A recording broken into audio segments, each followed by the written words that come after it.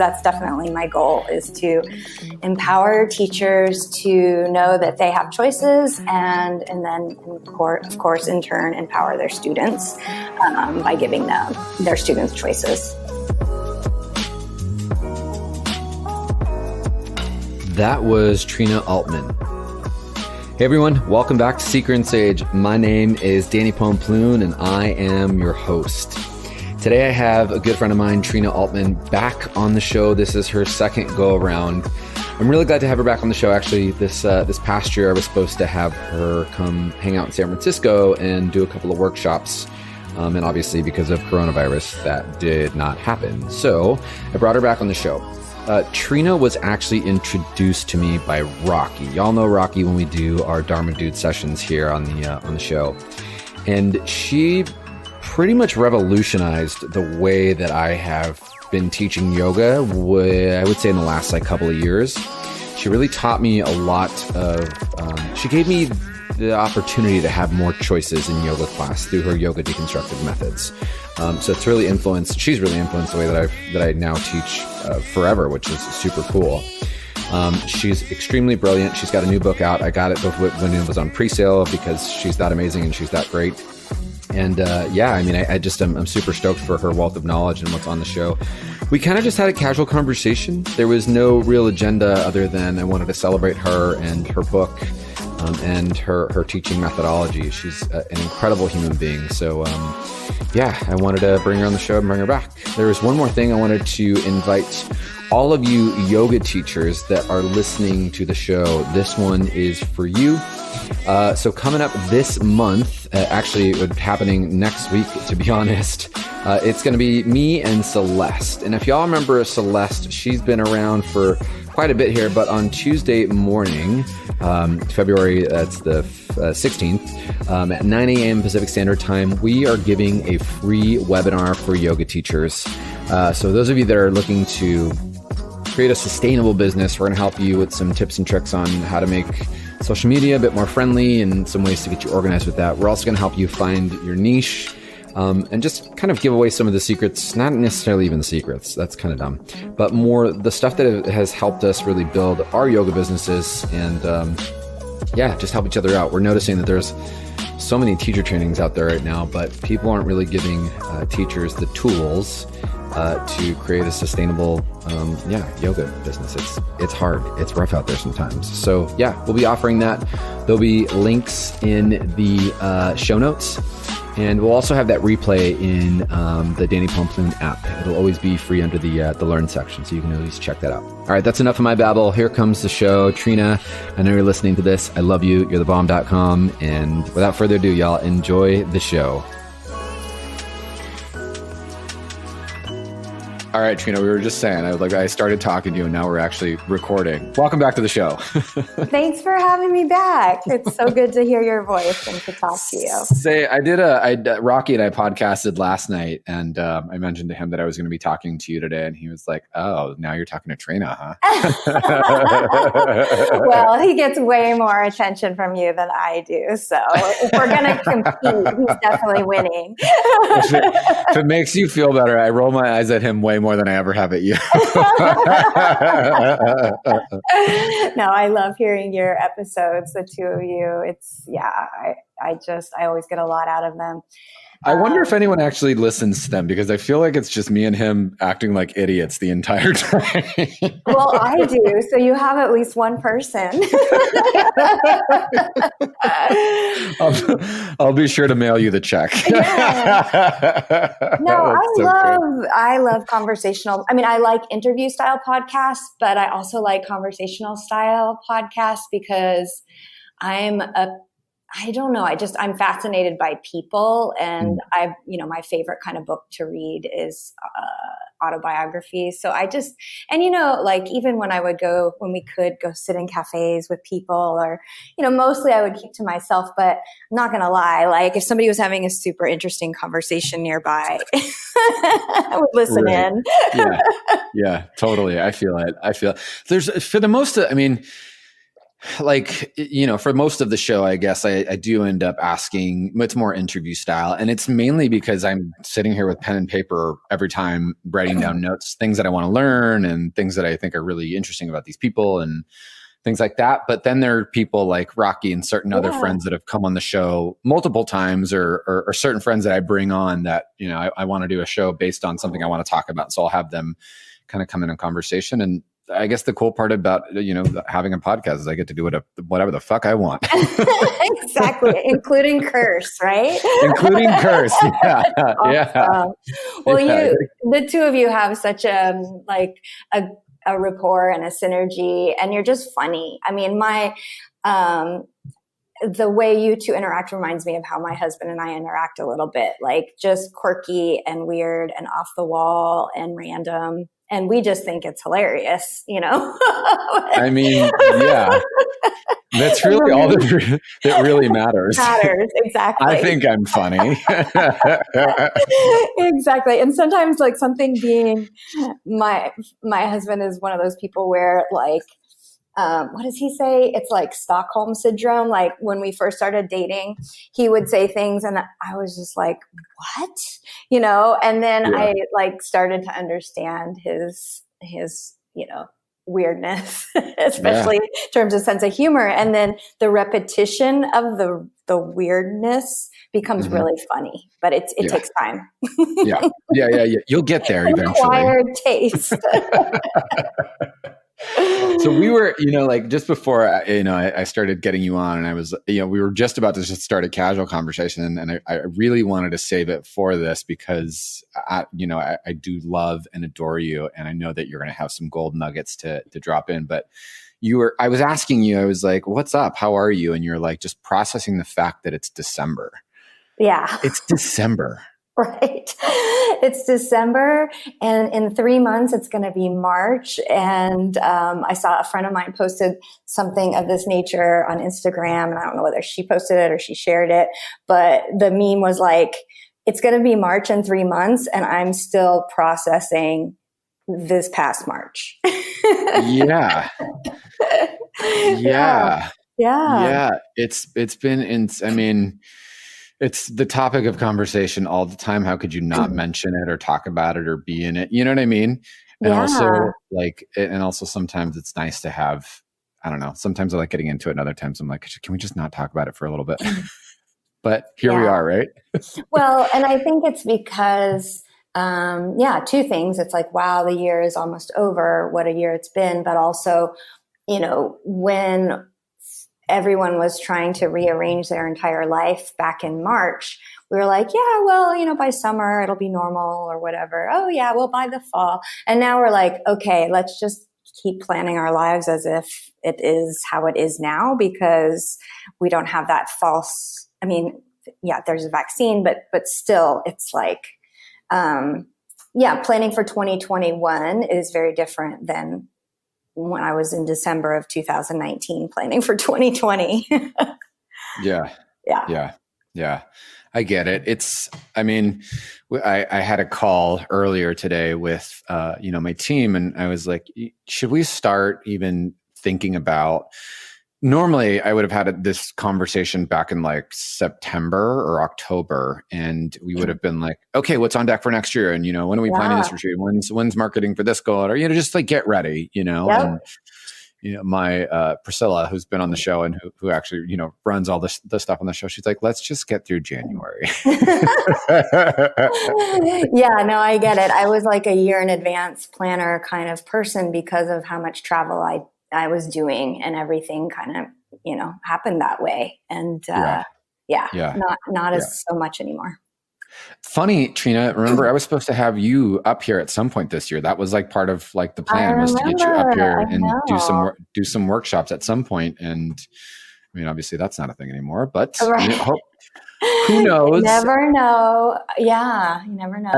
At some point we're going to get you up here to do some stuff, because I think, like people would just benefit so much from what you teach and what you do and how you do. You've blown my teaching into a brand new dimension.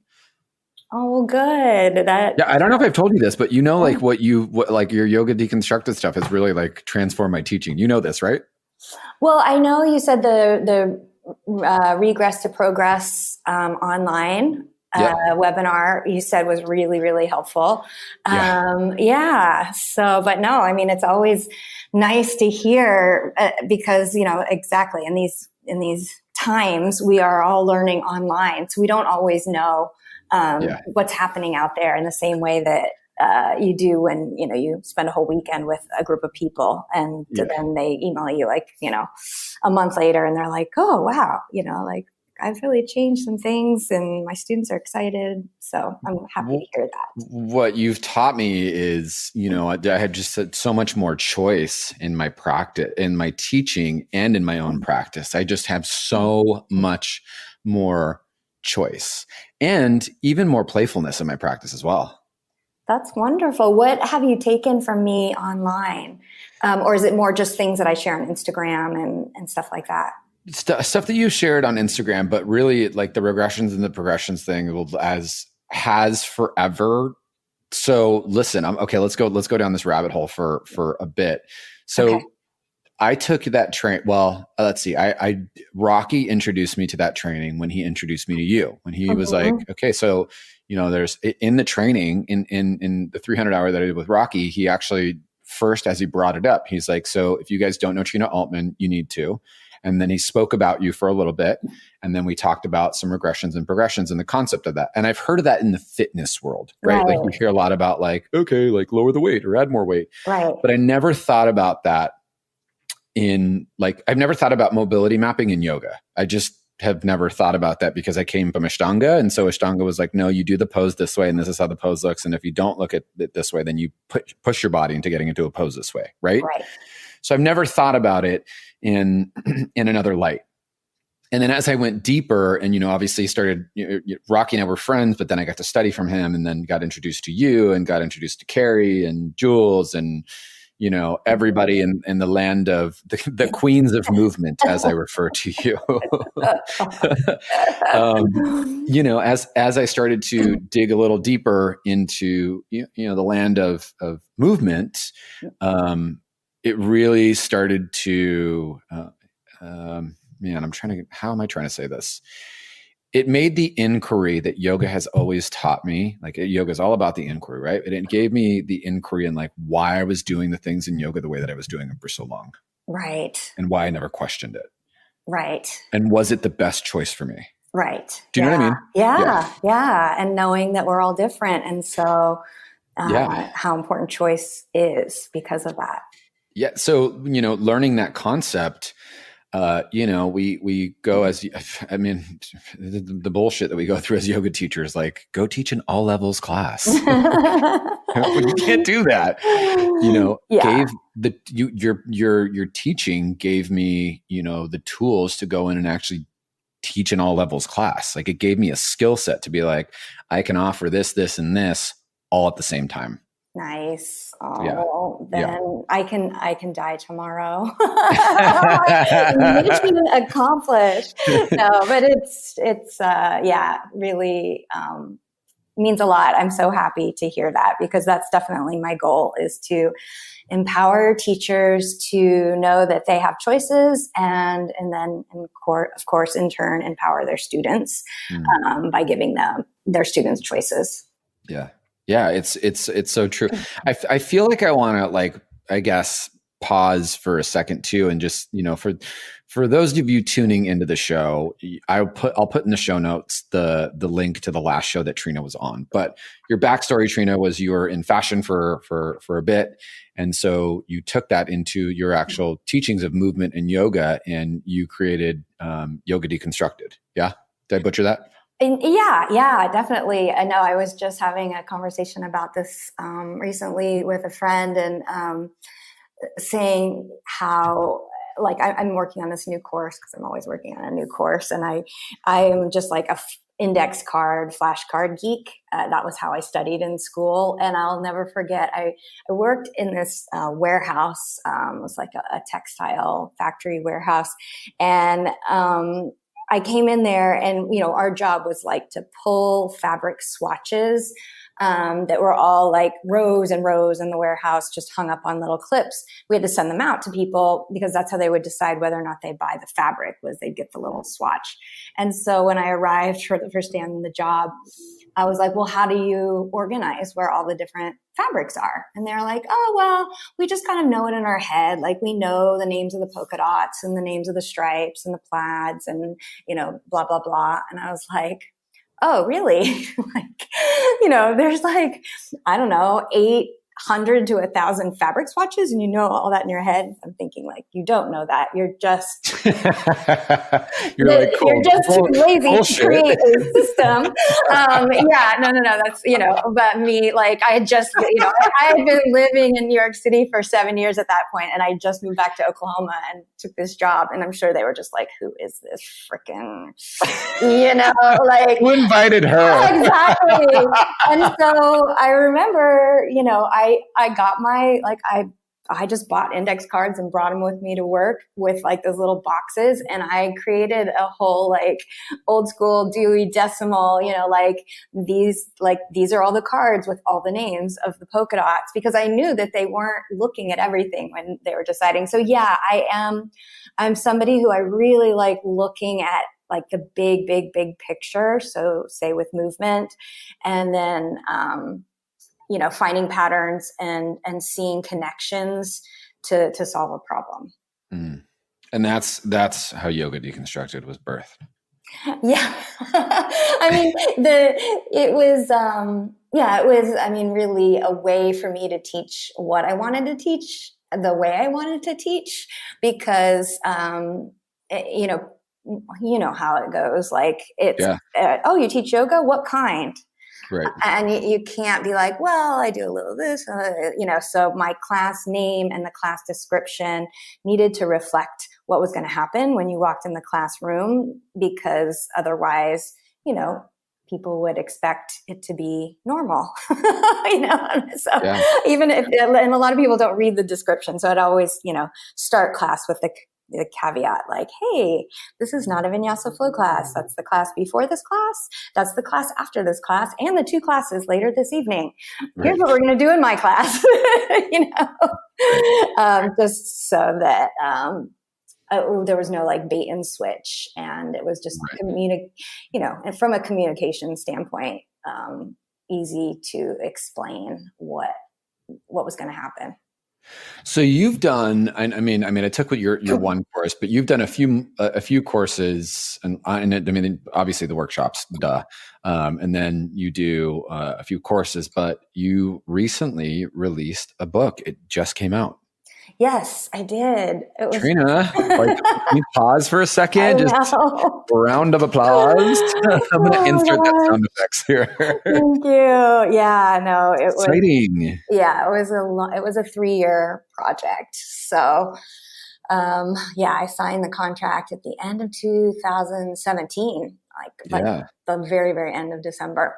So it took 3 years, and the entire time I was writing the book, I was also teaching continuation education courses on different elements and aspects of the book. So it feels really, really nice to like look at it and hold it in my hand. Cause even when I first just got like the PDF of the manuscript, and they were, I kind of knew it was done, but it wasn't like real, until it was like analog, I guess, in my hand. So yeah. How's it?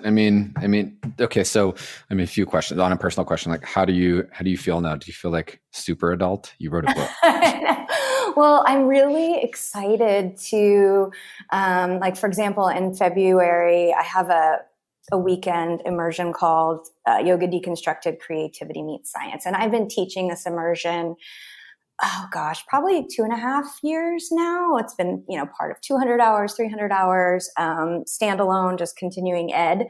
And I'm excited to teach it with the book as a reference. Of course I have, the immersion has all the PowerPoints and the like videos of the classes and all of that. But, and then I created another weekend immersion that's called the Science of Sequencing. And it's just really fun because I am so creative. I tend to, like, the beginning of any project where I'm creating new curriculum, it's like, oh, I should do this and this and this and this, and it's just like, no, rein it in. And the book has helped me rein it in, because it's like, no, just like for a little while before you move on to your next thing. Cause I'm always like, next thing, no, teach all the movements. So I filmed all the sequences that are in the book, and, it's been fun to create a curriculum around, what's in the book. So, okay. So what can we, like, when we look and dig into the book, and I guess I shouldn't really give away that I'm literally staring at it right now. I've got did you get your physical copy yet? Yeah, I got it. Yay. Oh, good. It is in my hands. It's been on my coffee table for the last week and a half, and I just picked it up. I'm not going to lie and say I've had it since, or I picked it up since the day I got it. Total bullshit. But I did pick it up on Monday of this week, knowing I was going to talk to you today.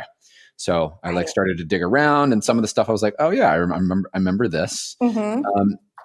For the listeners that are tuning in right now, is it like Trina's greatest hits in here? Well, let's see. I would say not really. Like, as far as the depth and breadth of like what I teach movement wise, it changes month to month. I'm always learning new things and teaching new movements. I would say this book, the best way to describe it is like chapter 1 is an introduction to Yoga Deconstructed. So like, why does this book exist? Why did I write it? And then chapter 2 is the 4 main principles of Yoga Deconstructed, which kind of underlie how I teach, I guess from a pedagogy standpoint. Mm-hmm. Chapter 3 is all about proprioception and pain science. Chapter 4 is called Creating Grounding and Resilience with Interoception. Mm-hmm. Chapter 5 is where I start getting into how would I start the beginning of my classes. And so it's called Finding Embodiment with Sensory Feedback Methods. And same thing with chapter 6, another chapter that's about how I start the beginning of my group classes. It's called Using Somatics to Prepare for Asana. And I taught like a 12-hour training on just somatics back in September on Yoga International. So that was fun to kind of like just pull something out of, a little something out of my book and turn it into a big training. Chapter 7 is called Preparing to Load with Preparatory Exercises. And then chapter 8 is how to design a Yoga Deconstructed class. And that chapter is, it's about like how I design my classes, but it's also, I'm actually going to turn to page 122 because I'll describe it better if I look at it while I say it. So, did you say 122? Yeah. Let's read together. Yes, we'll read together. Line 1, line 2. Go, Trina. All right. Yeah. So the beginning of my class is usually some variation of constructive rest, which is lying on your back with your knees bent, but sometimes it's side lying or lying on your belly, or, and then just like I said, sensory feedback method or somatic sequence, and then preparatory exercises in supine, prone, or side lying. Then preparatory exercises in kneeling or seated, and then preparatory exercises in standing, and then a movement sequence that incorporates more traditional yoga poses followed by Shavasana. Right. And so what I did is I created different tracks. So there's templates in this last chapter. And so, track 1 is the variations of constructive rest. Track 2, the sensory feedback methods or somatic sequences, et cetera, et cetera. And so then there's 3 sections. And so section 1 is spine focused. Section 2 is lower body focused. Section 3 is upper body focused. Mm-hmm. And so the sequences, sorry, I'm getting a little, so basically like to create a class, you could decide if you wanted to emphasize the spine, the upper body, or the lower body, and then refer to the appropriate track. Yeah. And select a sequence from each track. And so you can do it, just as I did it, or you could kind of mix and match. And that's where, I want people to start using all the critical thinking skills that they've learned from the previous chapters to, I always say I learn best by imitating first, like just copying something exactly and teaching it that way for a while, and then starting to integrate other things, my own things, mix and match, play around, and then innovate, start coming up with stuff on your own. I think a lot about specifically when, I've been lucky enough to be introduced to you and, the usual suspects here. And it's mind-blowing to me that yoga teachers don't have, look, there's so many ways to go and study yoga, right? There's energetics, there's subtle body, there's physical asana, there's philosophy, you name it, right? It's there. Right. But in the way that we teach yoga, air quotes here, yoga in the West, it's very asana-based, Mm-hmm. It's just the way that it is. It's super strong asana-based. And then we have these other teachers that will go into other areas. But for the most of it, everyone tends to go to some sort of fitness class or, whatever it is, it's movement-based. Yeah. And it's mind-blowing to me that no one has questioned or even thought about bringing movement science into their teaching. Mm-hmm. It seems like a lot of it is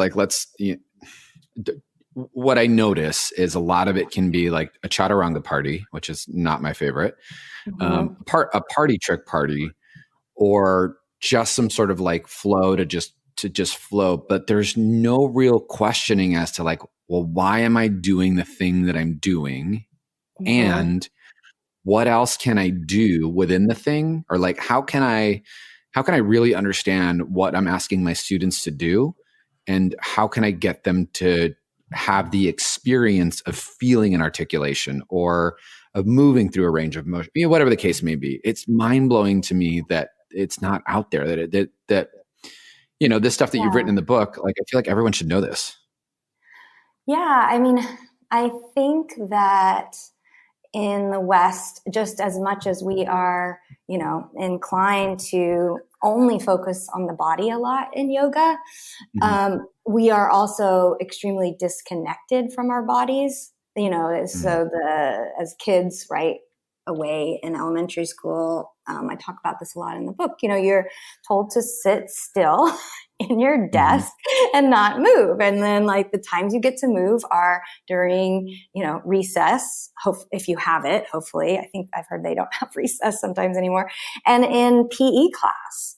And so everything is divided out and compartmentalized. And even when I was in college, this type of interdisciplinary learning started for me back then.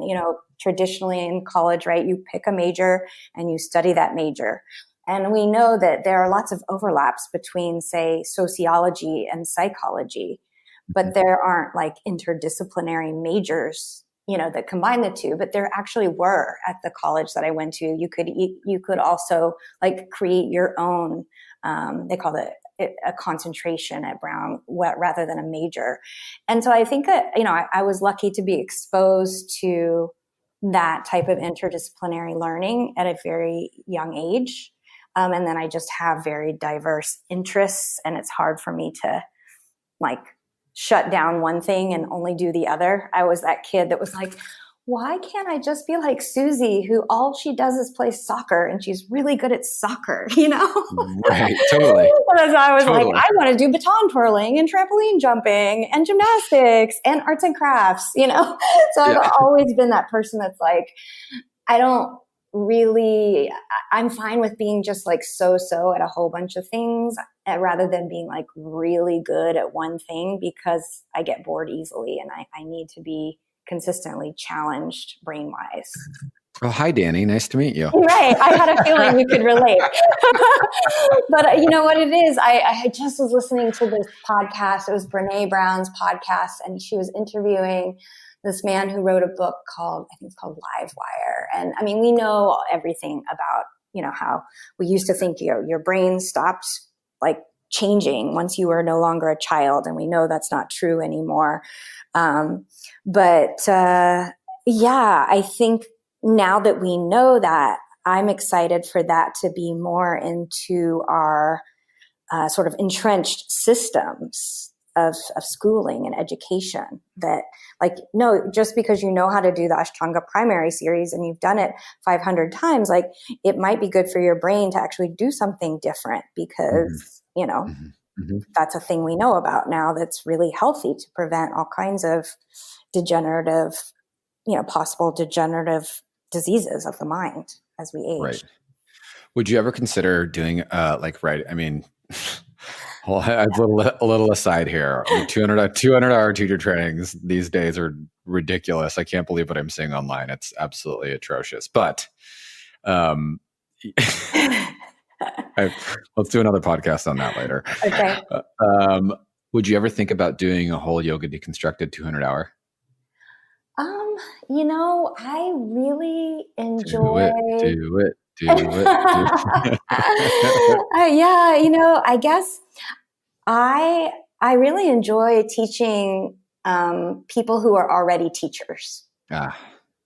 And that's not to say that an idea like that, I mean, you could probably convince me if we had a longer conversation about why that should be something I would do, but I've never done it in the past because I have always, I don't know, I do, when I think of like the imitate, integrate, innovate, I do think your first training is kind of just learning the thing and teaching the thing the way it was taught to you, because you need that as a foundation.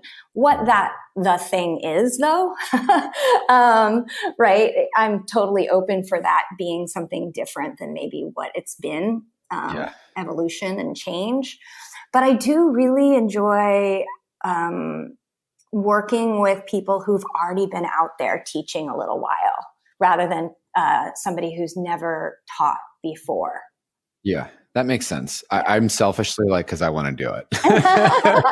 Well, all of the things that I offer, I have included them as modules of 200 and 300 hour trainings. So every single, continuing education course and immersion that I offer, they're always 12 hours and they are always, available as plugins for, I'm a Yoga Alliance continuing education provider. So I've spent a lot of time, teaching those, more as part of 300 hours, but definitely as part of 200 hours. And that's been, a positive, sometimes positive and sometimes not so positive experience, depending on where my weekend was situated within the 200 hours. Do you know what I mean? So the person who's leading the 200 hour, I mean, I've taught as part of 200 hours where I came and I was just like, oh my God, everybody is just on it and gets it. And it's because the person leading the 200 hour really prepared them for what I was going to bring. Right. That makes total sense. I could even see you doing, I don't know. I mean, this is, listen, if you do this and you run with it, I get 20% of sales. I just want to put that out there. All right. But I would even, even like a mentorship course for a year with you, where you take one of the concepts in here for a month and then, there's some sort of homework and some sort of I don't know, some sort of certify it or have them do a video and show you and then feedback and for a good solid year. What you offer, Trina, is just really, really, really cool. And it's so, I mean, it's intelligent movement. It's very intelligent movement. And y'all go look at Trina's Instagram. It's fun. you're legit just smiling the entire time and it's fun. Yeah. I mean, life is too short, I mean, and movement, the joy of movement. I mean, that's the whole reason why I got into doing this, into becoming a yoga teacher and then a Pilates teacher and teaching all kinds of movement is because of the joy that it brings. So yeah, I am going to do a book club actually, which is, not the exact same thing as a mentorship. I do work with teachers, mentoring. I just do it private one-on-one sessions as, on Zoom or whatever I used to do in person. But yeah, I'm going to do a book club where we go through chapter by chapter and all of that. Sign me up. I'm in. Yeah, I think it'll be fun. Sign me up. I'm in, and I do, my book club for my community as well, and I'll do that. And I have a little like recommended reading thing, and this is definitely going in it for sure. Oh, wonderful! Yeah. No, I would. I mean, that would be fun. I would, if and when you do it, I could come in and, do some Q&A and all that kind of stuff. I will say, just because I feel very close to you, and I will say the one thing that was really disappointing about all this is that I didn't get a signed copy by the author. I know. What's crazy is the reason why I have a publisher and I didn't self-publish is because I don't want to be a packager and shipper of books. Oh, no way. Yeah, for sure. So I only have one book of my own in my house right now. So, I mean, I guess at some point, maybe I'll order, once we start actually seeing each other in person, right? I'll order some wholesale price, whatever they give me like a special price. But yeah, it doesn't really make sense for me to have a whole bunch of them because I don't see anybody. I'm not teaching locally to where I'd be like, hey, you want to buy some books, I'm going to ship it to you and you can ship it back. How about that? I've signed 10 copies. I'll bring them to class on Wednesday or whatever. Totally. Yeah.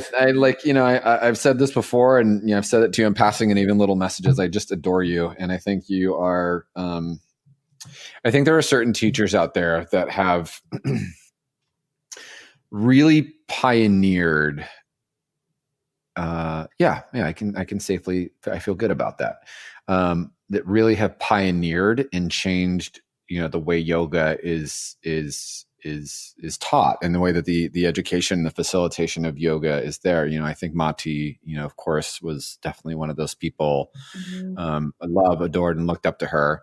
And then, even Jason Crandall for me is another one of those people who, I love, adore, and worked with him for a really long time. And then obviously Rocky's different. He's like my brother. So yes, he's a teacher and I learned from him and stuff like that, but he's like my brother. So I love him anyway. Right.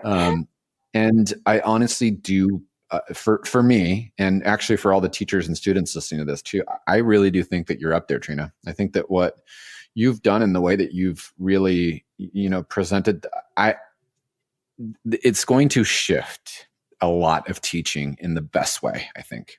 Well, it's, I just feel really grateful that it's one thing to have ideas about, how things should be or could be. And it's another thing to actually get other people on board with it.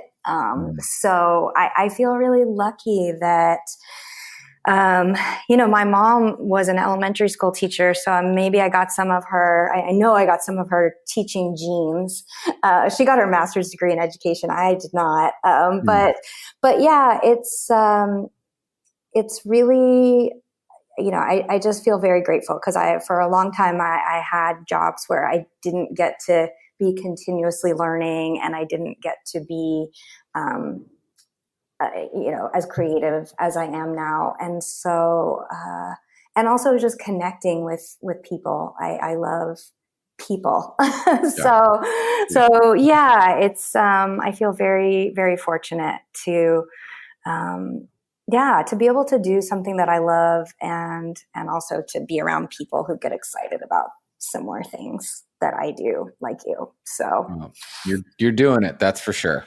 Well, it's, I am very grateful for people like you because you're doing it. Seriously. There's something to be said for, because you have lots of ideas all the time and then you implement. Too many. But you implement, right? I know you implement because I see you don't just concoct, you concoct, create, and execute. And you do it in a way that is very down to earth and just accessible.